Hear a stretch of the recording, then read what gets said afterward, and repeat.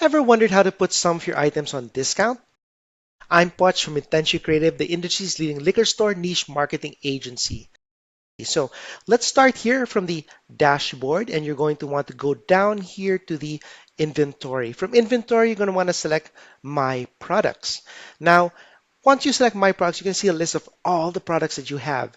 So all you have to do is select one of those products, and here at the very rightmost part, you're going to see create a discount price for this product. So all you need to do is click on that, and you're going to see here where you can set the new price. Once you're done with that and you have the new price, you just click on confirm. All right. If you want to see more City Hive tips and tricks, join our newsletter in the link below. If you're a liquor store looking to grow your in-store or online sales quickly, visit our website at intentionallycreative.com.